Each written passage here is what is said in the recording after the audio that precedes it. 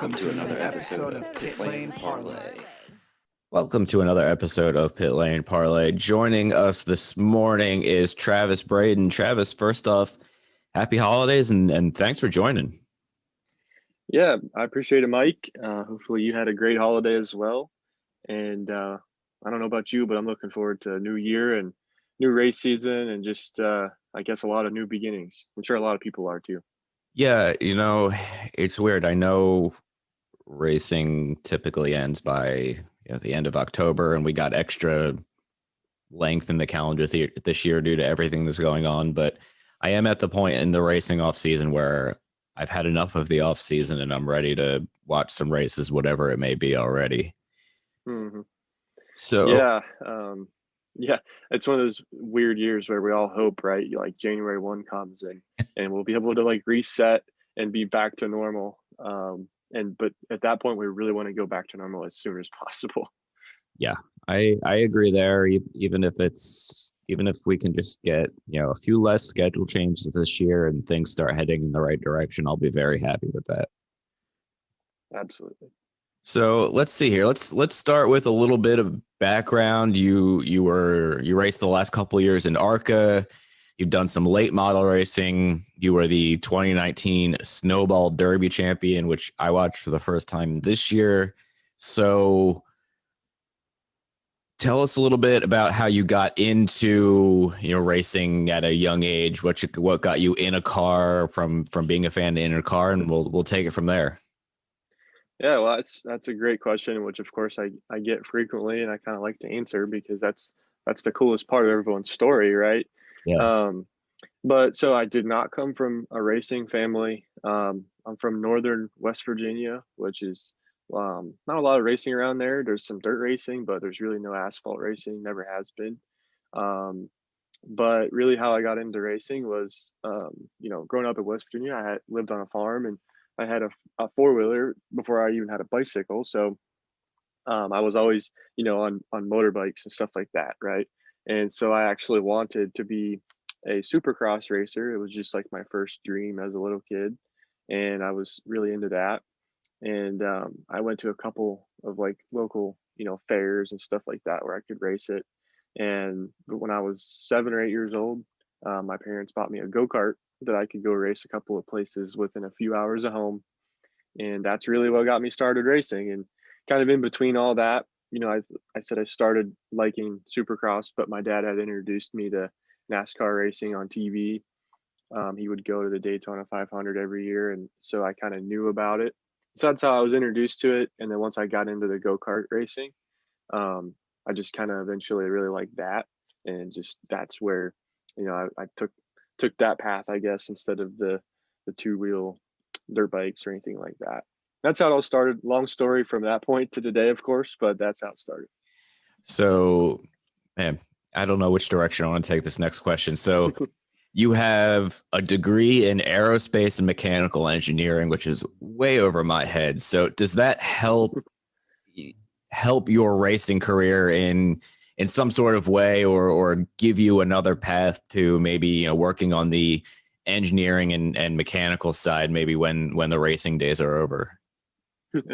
Well, I would like to think that it does, right? Or I would hope that it does. But yeah, I mean, I don't talk about it a lot because honestly, in terms of the social or the communication side of things, I've always felt a little bit like when you have that background and you kind of try to apply it or talk about applying it, sometimes that rubs people the wrong way. They think you're kind of like coming off as like more than them, which I don't feel that way, and I don't think I am. But I do try to apply things that I've learned, and sometimes racing is always, when I started, especially like short track racing, was really old school mentalities and things that just weren't really factual, but we just thought that's how it was. So it was really a gap there. But over the years, I've been lucky to work with great people and haven't really needed to apply it a lot, but I've always tried to take my own little corner of my time over here and like, okay, if I'm in a good piece of equipment and I have a good old school group of people around me and we're going fast, what can I do to like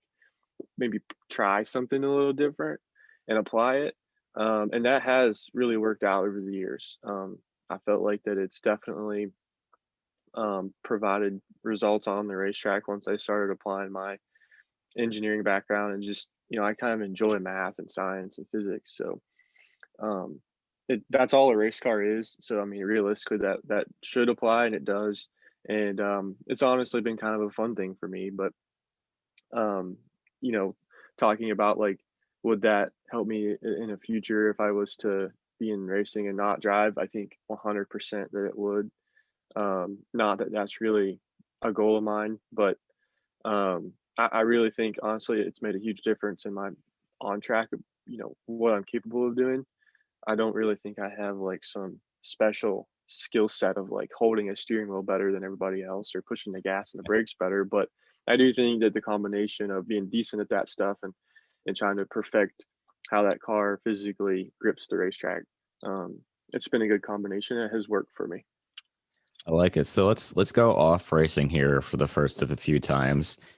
Every driver that gets to come on that comes on the show adds a song to our Pit Lane Parlay driver Spotify playlist.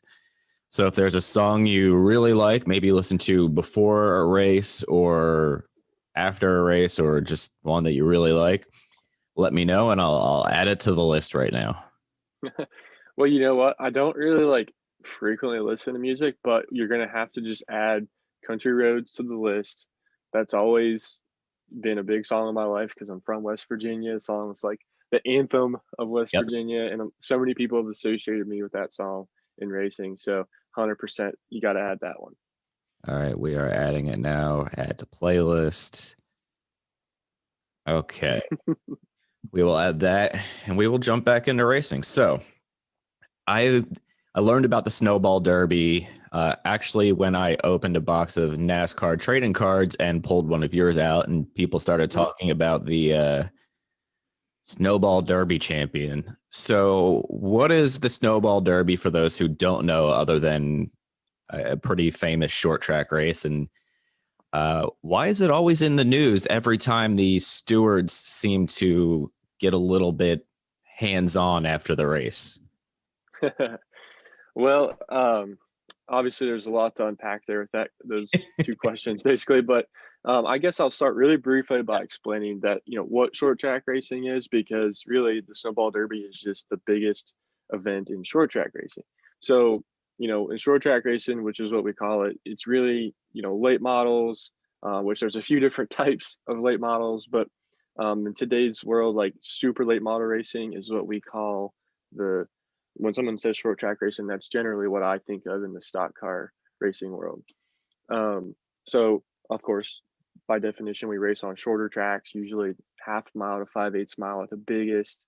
And they're kind of spread all over the country. I mean, there's tracks from California to Washington State to New York State to Florida. I mean, it's everywhere. So, and, generally, most stock car drivers that make it to the upper ranks, like in NASCAR, will race short track racing along the way to that point. And it's kind of like the last stop before you would go into Arca and NASCAR, where, in short track racing, there is a unique mixture of really capable drivers and teams that sometimes don't make it to NASCAR, or they don't even want to go NASCAR racing. This is what they want to do.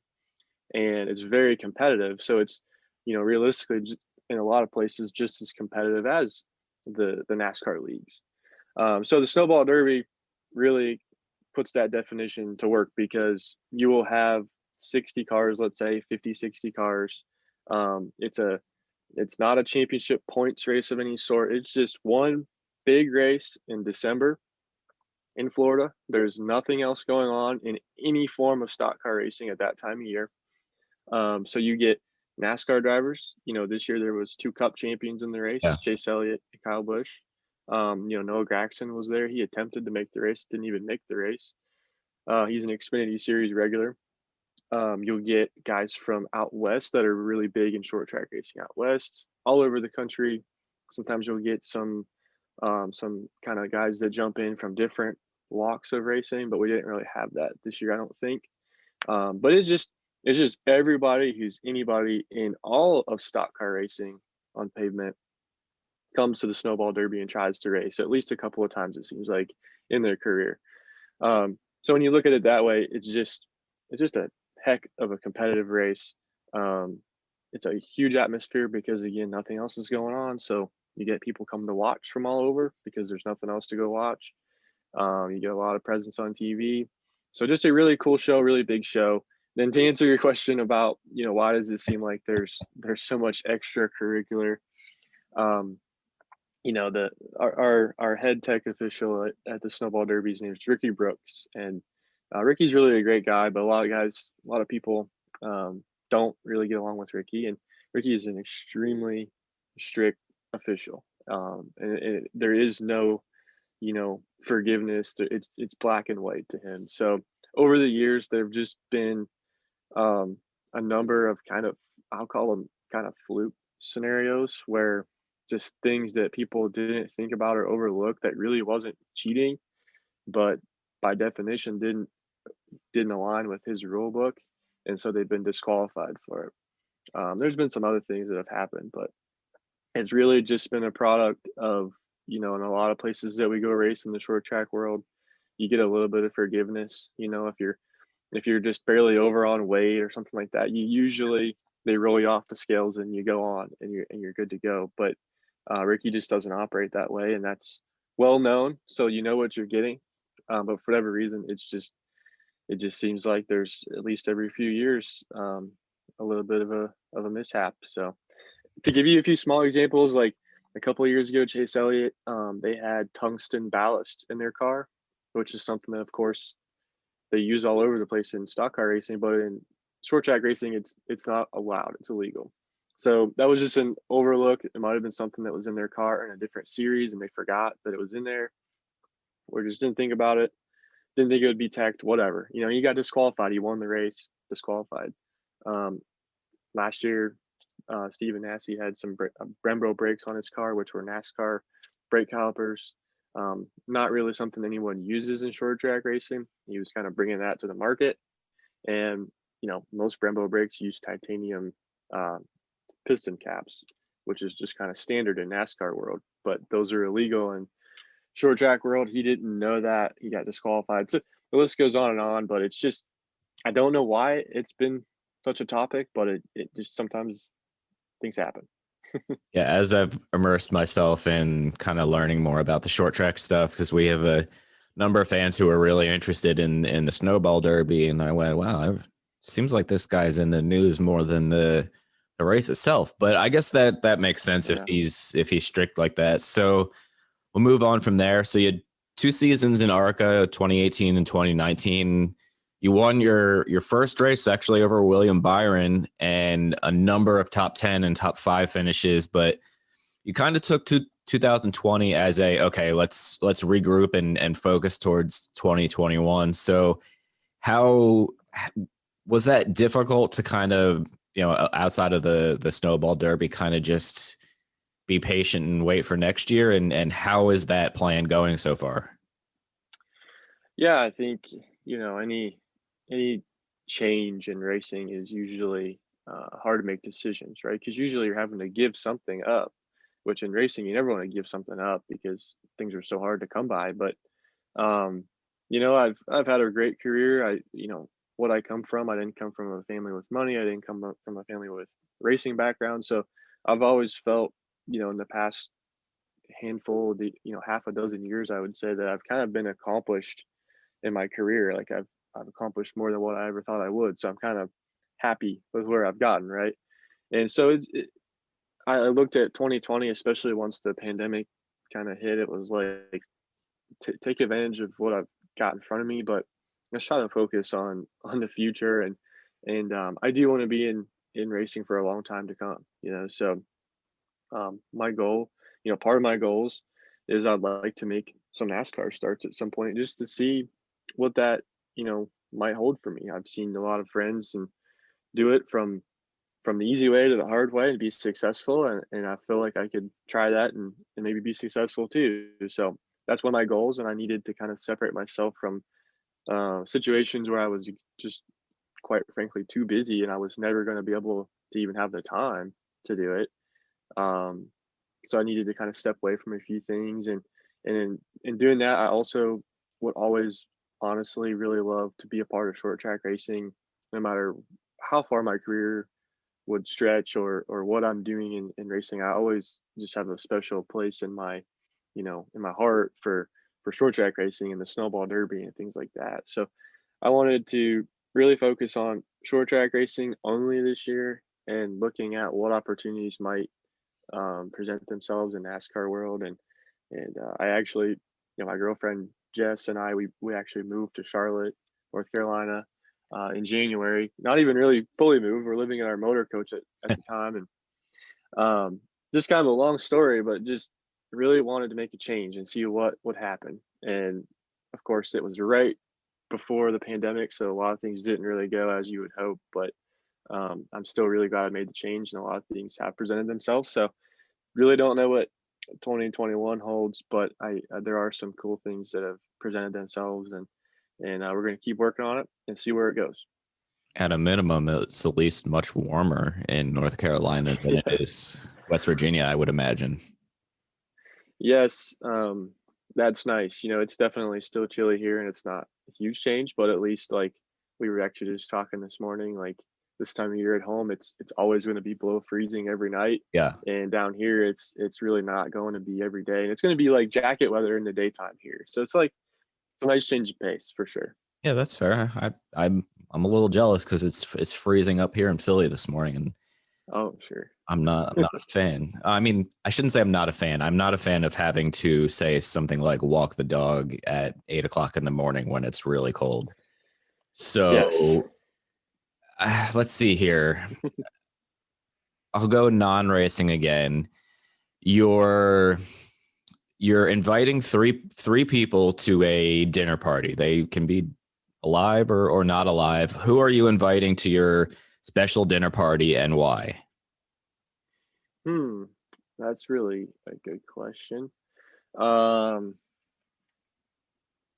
well, I would have to say one that would I think as a racer, a stock car racer, be obvious. Like you got to invite Dale Earnhardt, right? You got to talk to him for at least a couple minutes if you get that chance to anyone to be there, dead or alive. So say for sure Dale. Let's see, it'd be cool to meet like some of the old, presidents like a Reagan or someone like Yeah. that, right? So we'll just throw President Reagan in there, um, for no other reason but the intrigue. Um, and let's see, who else could I invite in there? Maybe like I'll invite WVU basketball coach Huggins, which I've already met coach, but he's always a good time. So he'll for sure make it a good evening if he's there. I like it. All right. Very diverse group there. Let's see. We'll wrap it up with two final racing questions here. One, I'm curious because you're a short track racer. The one NASCAR Bristol race this year will be on dirt. Do you think Bristol as a dirt track will be a good race for the bigger Cup Series cars and the Xfinity cars, or will it be, or are you more leery? I'm not one of those people that's like pessimistic about every Yeah. change and move NASCAR makes. Like, I mean, yeah, a lot of them haven't worked out, but I don't go into everything like that because that's just kind of miserable. But I don't know. I'm a little skeptical just because of like I think it's going to be hard with as much banking as Bristol have, and it's so progressive. I'm not sure how it's going to work because most dirt tracks aren't really built like that, and I feel like if they are, it usually ends up you just kind of you're just riding the wall, but I don't know that these stock cars are going to be like enough suspension travel that they can really sustain like just riding the cushion. So I'm not sure. I'm a little worried that it's going to be like they're just going to have to almost like just keep the car straight and drive it almost like they're on asphalt. That's my concern. But besides that, I mean, it's something you have no expectations. They're not going to practice really, I don't think, beforehand. So like it's going to be pure quality entertainment no matter if it's good or bad. So like to me, what's wrong in trying it once and seeing? Because I'm going to be tuning in, and I'm sure a lot of other people are, just to see. Even if you're against it, you're going to want to see how bad it is, right? So I don't know. I think it's a good call. I think it's interesting. I have no idea what to expect, if it's going to be good or bad. So those are just my thoughts on why it may be good or may not be. Yeah. I think we're on the same page on that one. So wrap it up with one last question here. If you could race at any track around the world, whether it be a short track or some iconic road course, what would you race and what car would you bring there to race on it? Man, that's going to be a tough one. I've never, obviously I haven't done a lot of road course racing, but I haven't done anything overseas. So I'm trying to think, would I just want to take a stock car to Nürburgring maybe? Or maybe let's just say that we'll take a Gen 5, Xfinity or Cup car over to Germany. We'll do that. That'd be interesting. Right? I would be all for it. I think we could probably do that in a video game to see how it would look. I mean, obviously not exact, but I think I might have to try that one out later today when the workday is done. Yeah, that'd be cool. I would have to think that you'll have to that place is pretty rough and all that. You almost have to really raise the ride heights, get that thing hiked up to get around there. Yeah, most likely that would be correct. So as we wrap it up, do you have any partners or anything you want to shout out to and plug real quick before we wrap up? I would like to, as we're in a transition mode here, I'd really like to just thank everyone that was a part of my Snowball Derby this year. I was really fortunate to work with Jake Keaton Racing and the Keaton family, drive their piece of equipment. We had some sponsors from Pensacola on the car, Decent Cutting Horses, and Northwest Florida AC. And we had so many people. I don't know if you saw this on my social or not, but we had to throw this together. I don't have a big ton of money in my back pocket that I just throw at racing every day. So we needed help, and we had so many people step up on social media to donate a little bit, or they bought some extra merchandise just to kick in basically and help. And it was a really cool experience because honestly, I don't know if it would have worked out as well as it did had we not had all that support, and we didn't expect it. So that was really rewarding. It was a really nice addition to kind of a crappy 2020 year in race season. So just thanks to everybody that was a part of that with us this year. And everyone who supported me out throughout the whole season, but especially Snowball Derby. This is just a really crazy year. And it was great to see that. And I'll end it with go to Travis's website, which I'll put in the show notes. He's got some really cool merch on there to buy and support. So go check that out.